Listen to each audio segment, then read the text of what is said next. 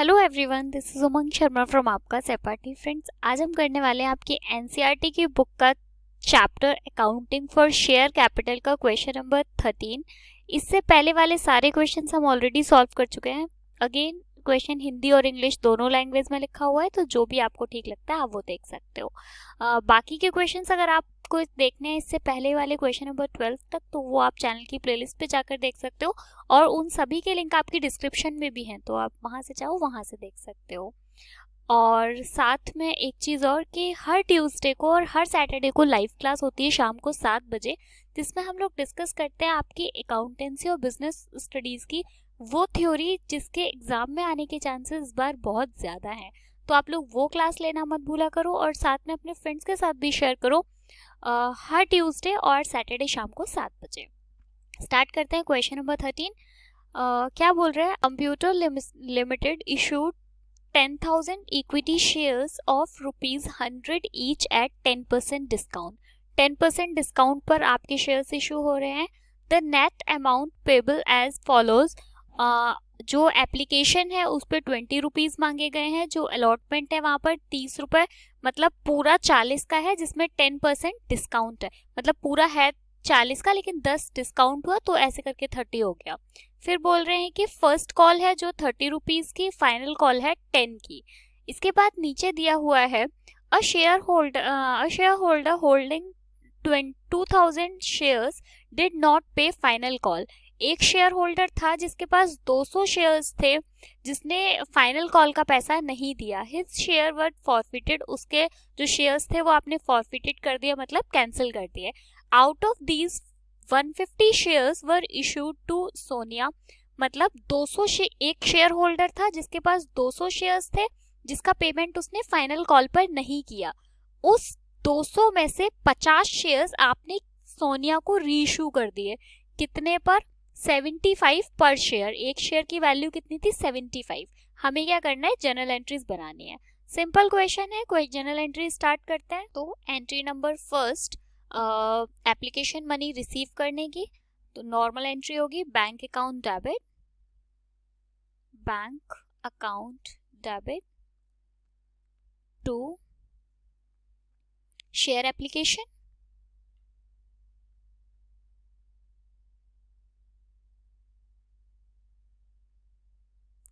पहले हम नरेशन लिख लेते हैं, उसके बाद में अमाउंट लिखेंगे। तो नरेशन लिखेंगे बी, शेयर एप्लीकेशन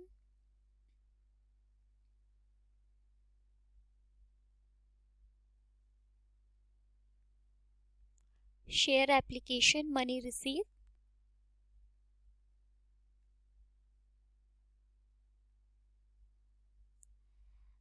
जो एप्लीकेशन है वो कितने की है?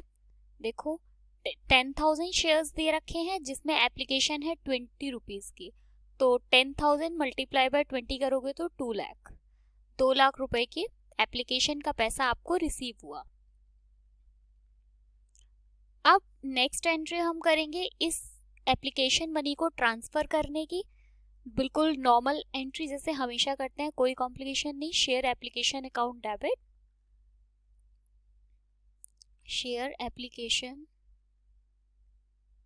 Account debit to share capital. मुझे नहीं लगता यहाँ तक आप में से किसी को भी कोई प्रॉब्लम होगी।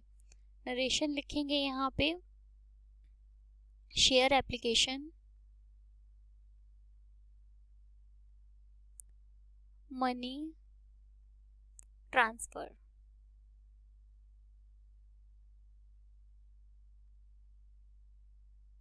ठीक है, कितना? पूरा पूरा 2 लाख रुपए आप ट्रांसफर कर दोगे। नेक्स्ट एंट्री अलॉटमेंट की, एंट्री नंबर 3। लेकिन आप देखो ऊपर अलॉटमेंट पे क्या दिया हुआ है? ₹10 का डिस्काउंट दिया है। अगर आप काउंट करो तो ₹20 किसके हैं? एप्लीकेशन के। ₹30, मतलब चलो अलॉटमेंट ले लेते हैं। ₹30 अलॉटमेंट दिया हुआ है और ₹30 फर्स्ट कॉल है और फाइनल कॉल दे रखी है ₹10 की। अगर आप इनको काउंट करो तो ये देखो, क्या ये पूरा 100 हो रहा है? नहीं हो रहा है। 50 80, 70 और 10 मतलब 90 होता है ये, है ना। लेकिन हम इसका मतलब ये है कि ये 10 रुपए है, ये ऑलरेडी माइनस करके दिया हुआ है, आपको अलग से इसको लेस करने की जरूरत नहीं है यहाँ पर। तो सीधे अब हम एंट्री करेंगे। तो एंट्री नंबर 3, आप share allotment account debit, share allotment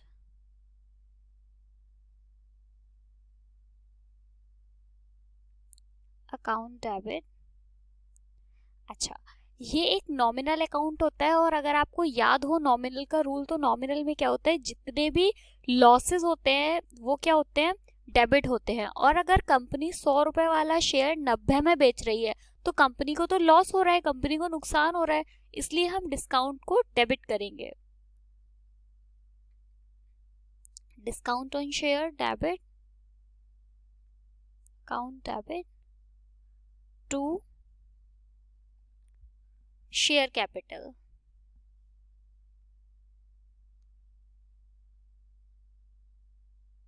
अब आप अमाउंट कैसे लिखोगे, देखो आपको जो डिस्काउंट है वो कितने का है, 10 रुपए का है, तो 10 के साथ तो आप मल्टीप्लाई करके डिस्काउंट वाले कॉलम में लिख दोगे, तो 1 लाख। ठीक है, और अलॉटमेंट कितने की है, अलॉटमेंट है आपकी 30 रुपए की, तो 30 के साथ डिस्काउंट करके आप, सॉरी 30 के साथ मल्टीप्लाई करके आप यहाँ लिखोगे, तो ये कितना हो गया, 3 लाख। और इन दोनों को ऐड करके टोटल कितना हो गया, 4 लाख, तो आप यहाँ लिख दोगे। उसके बाद में आ जाते हैं एंट्री नंबर 4 पर। एंट्री नंबर, पहले इसकी नरेशन लिख लेते हैं ऊपर वाले की। इस क्वेश्चन में आपकी बुक में एक मिसप्रिंट दिया है, मैंने अभी अभी देखा। देखो आपको अलॉटमेंट पे आप देखोगे तो इंग्लिश वाली बुक में क्या दिया हुआ है, डिस्काउंट, और वहीं पे हिंदी वाली बुक में दिया हुआ है प्रीमियम, तो ये तो बिल्कुल अलग अलग एंट्रीज हो गई। चलो पहले हम डिस्काउंट देख लेते हैं, फिर हम प्रीमियम भी देख लेंगे, मतलब जब लास्ट में मैं आपको समझा दूंगी कि अगर हम इसे प्रीमियम माने तो क्या एंट्री होगी। अभी फिलहाल हम डिस्काउंट की एंट्री कर रहे हैं, डिस्काउंट की एंट्री ये होगी। अब आप इसकी नरेशन लिख लो, share allotment, share allotment money due, money due on discount. ठीक है, अब आप एंट्री नंबर 4 करोगे इसकी, बिल्कुल normal entry, bank account debit to share allotment, bank account debit to share allotment,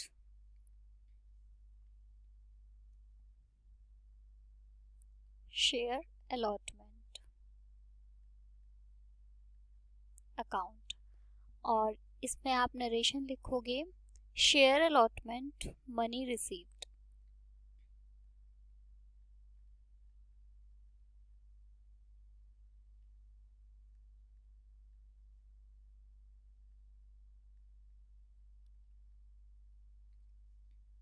अब बात है कि यहाँ पे आप किस अमाउंट से एंट्री करोगे। तो ये देखो यहाँ पे अमाउंट आप सिंपल ये देखो कि आपने आपके अलॉटमेंट अकाउंट में पैसे कितने आए, मतलब जब आप मनी रिसीव कर रहे हो तो कितनी कर रहे हो, आप डिस्काउंट वाली थोड़ा ना रिसीव कर रहे हो, आप केवल ये 3 लाख रुपए रिसीव कर रहे हो, तो आप यहाँ पे एंट्री करोगे 3 लाख से। होप आपको ये वाला कॉन्सेप्ट क्लियर होगा कि हमने डिस्काउंट को डेबिट क्यों किया है, क्योंकि हमने 11th क्लास में एक रूल पढ़ा था, जो 3 गोल्डन रूल्स पढ़े थे, उनमें से एक ये था कि नॉमिनल अकाउंट में ये होता था कि जितने भी हमारे लॉसेस होते हैं, जितने भी नुकसान होते हैं, वो सारे हम डेबिट करते हैं, इसलिए हमने इसको यहाँ पे डेबिट किया है। अब क्योंकि आप देखो यहीं पे समझ लेते हैं एंट्री, अगर हिंदी वाली बुक में देखा जाए तो हिंदी वाले बच्चों के लिए ये एंट्री प्रीमियम पर है, तो मैं अलग से समझा देती हूँ। यहाँ पे प्रीमियम पर होता तो आप क्या एंट्री करते, देखो प्रीमियम पर होता तो आप एंट्री करते share allotment, share allotment account debit. ये मैंने अभी अभी देखा, हिंदी और इंग्लिश वाले में थोड़ा फर्क है। अब क्योंकि ये डिस्काउंट था हमने डेबिट किया था, लेकिन जब भी हम प्रीमियम पर करते हैं इसका मतलब 100 रुपए वाला शेयर जो था वो कंपनी 110 रुपए में सेल कर रही है, 110 रुपए में इशू कर रही है, तो ये तो कंपनी के लिए फायदा हुआ, और कंपनी के लिए फायदा होगा तो नॉमिनल के हिसाब से हम क्या करेंगे, उसे क्रेडिट करेंगे। तो हम करते to share capital share capital to security premium. ठीक है, मतलब ये बिल्कुल ये वाली एंट्री करते, बस फर्क क्या है कि ये डिस्काउंट है, नुकसान है इसलिए डेबिट किया है, सिक्योरिटी प्रीमियम कंपनी के लिए फायदा होता है इसलिए इसे क्रेडिट करते हैं। आ जाते हैं एंट्री नंबर 5 पर। एंट्री नंबर 5 है फर्स्ट कॉल की एंट्री करेंगे। तो share first call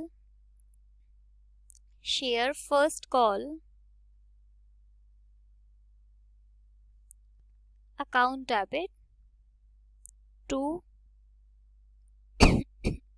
share capital. Normal entry है। नरेशन लिखेंगे। First call money, share first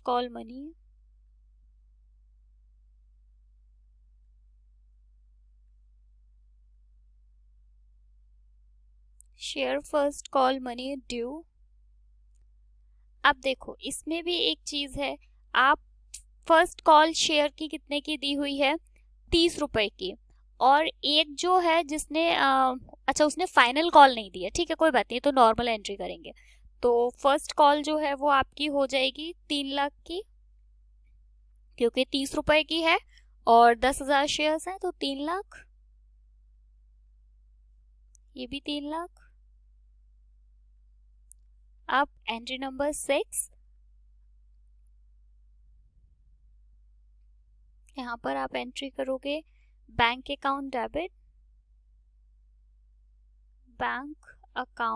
debit to share first call.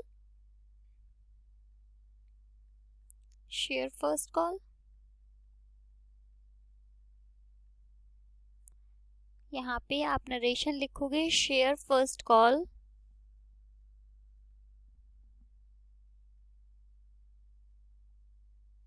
Money receive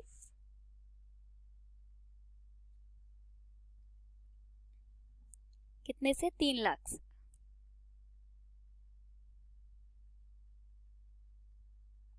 ठीक है, अब आ जाते हैं फाइनल कॉल पर, एंट्री नंबर 7। तो सबसे पहले ड्यू करने की एंट्री करेंगे। ड्यू करने की entry final call debit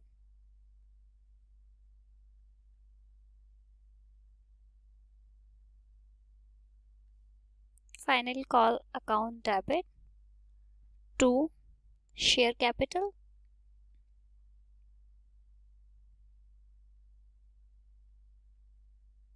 narration लिख देंगे फाइनल कॉल मनी ड्यू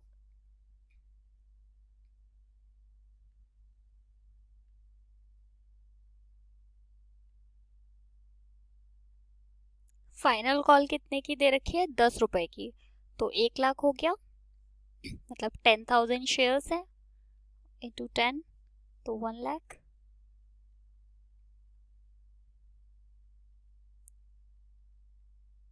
ठीक है, अब हम करते हैं एंट्री नंबर 8 रिसीव करने की। एंट्री क्या करोगे, bank account debit to share final call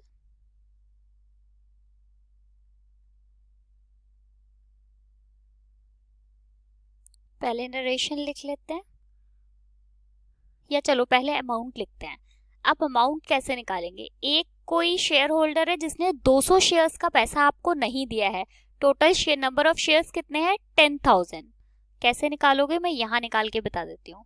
total कितने थे, 10,000, जिसमें से 200 का पैसा आपको नहीं मिला, तो कितना हुआ, 9800। 9800 कॉल कितने की है, 10 रुपए की, मल्टीप्लाई बाय 10, तो कितना, 98,000। ये भी 98,000।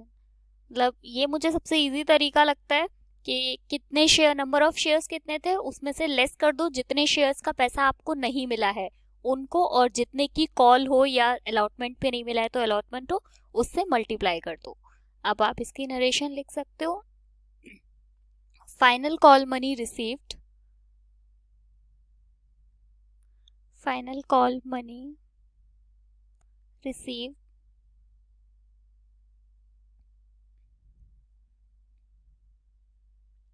For 9800 shares. ठीक है, आ जाते हैं एंट्री नंबर 9 पर। जो 9 वाली एंट्री है वो हम करेंगे शेयर फॉरफिटेड कर दिए हैं, मतलब उसने पैसा नहीं दिया तो हम उसके शेयर्स को कैंसिल कर देंगे। अब उसकी एंट्री करते हैं, तो शेयर कैपिटल अकाउंट डेबिट,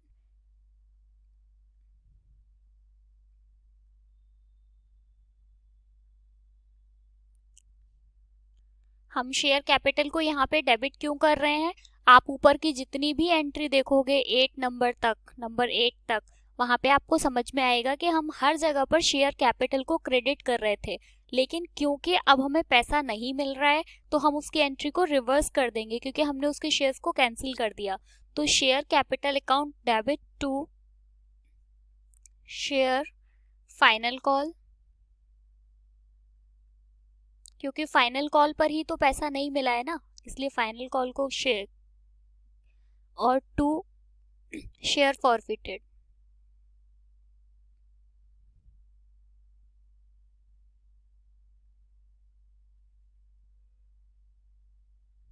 अब इसका अमाउंट आप कैसे निकालोगे? देखो, आपको कितने पर पैसा नहीं मिला, 200 शेयर हैं जिन पर आपको पैसा नहीं मिला, तो आप, मैं यहाँ अलग से बता देती हूँ, तो 200 मल्टीप्लाई बाय 100, तो ये कितना हो गया? 20,000। Share final call, final call आपकी कितने की है? 10 रुपए की है, तो 200 मल्टीप्लाई बाय 10 करके फाइनल कॉल पर लिख दो, इसका मतलब 2000, और इन दोनों का जो डिफरेंस है वो आप फॉरफिटेड कर दो, 18,000 रुपए। आप इसकी नरेशन लिख दो, 200 shares forfeited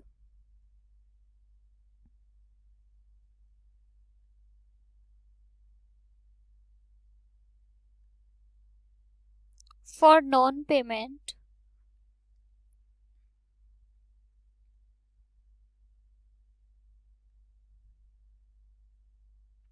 non-payment of final call।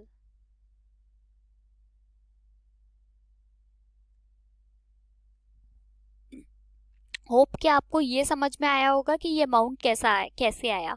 आपने शेयर कैपिटल, आपकी टोटल 200 शेयर्स थे जिनका पैसा आपको नहीं मिला, तो 200 मल्टीप्लाई बाय 100 फाइनल कॉल, क्योंकि फाइनल कॉल ही है जिसका आपको पैसा नहीं मिला, और फाइनल कॉल कितने की थी? 10 रुपए की, इसलिए 200 मल्टीप्लाई बाय 10, और जो डिफरेंस था वो हमने फॉरफिटेड कर लिया। अब हम करेंगे रीइशू की एंट्री क्योंकि क्वेश्चन में पहले से दिया हुआ है कि उनमें से 150 शेयर्स जो है वो आपने किसी और को इशू कर दिए हैं, जिस सोनिया को 75 रुपीज पर शेयर के हिसाब से, तो आप उसकी एंट्री करोगे bank account debit, bank account debit, share forfeited debit, share forfeited account debit to share capital.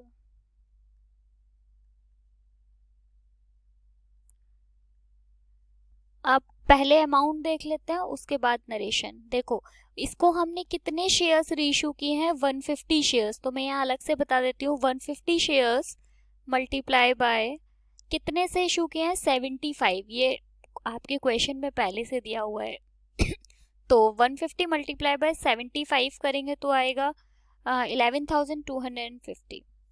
उसके बाद में कितने शेयर्स फॉरफिटेड हुए? तो देखो, 150 शेयर्स थे आपके पास में जो आपने इसको किए हैं, कितने का शेयर था? 100 रुपए का शेयर, लेकिन आप इसको कितने में दे रहे हो? ओनली 75 रुपीज में। अगर आप 100 का शेयर 100 में ही देते तो आप नॉर्मल एंट्री करते bank account debit to share capital, लेकिन यहाँ पे आप क्या कर रहे हो? कंपनी को नुकसान हो रहा है, आप 100 रुपए वाली चीज को 75 रुपए में दे रहे हो किसी को, इसलिए हमने शेयर फॉरफिटेड को भी यहाँ पे डेबिट किया है। तो 100 में कितना कम, मतलब 75 में कितना प्लस करेंगे तो 100 आ जाएगा? 25, तो मल्टीप्लाई बाय 25 तो ये आएगा 3,750। अब इन दोनों को ऐड करके आप कैपिटल में लिख दो 15,000, मतलब मैं फिर से एक बार समझाने की कोशिश करती हूँ, मुझे लगता है शायद आपको समझ में आ गया होगा। आपका एक शेयर था 100 रुपए वाला, लेकिन आपने जब वो दोबारा किसी को इशू किया है तो वो कितने में किया है, 75 में। इसका मतलब आपको 25 रुपए का नुकसान हो रहा है। वही नुकसान आप शेयर फॉरफिटेड में डेबिट साइड, क्योंकि नॉमिनल के रूल के अकॉर्डिंग हम नुकसान वाली सारी चीजों को डेबिट करते हैं, इसलिए हमने इस अमाउंट को डेबिट किया है। आप इसकी नरेशन लिख दीजिए। 150 shares, 150 forfeited shares, 150 forfeited shares reissued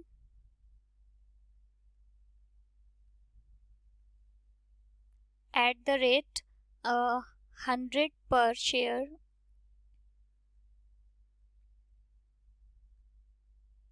for 75 rupees। ये हो गया ये क्वेश्चन।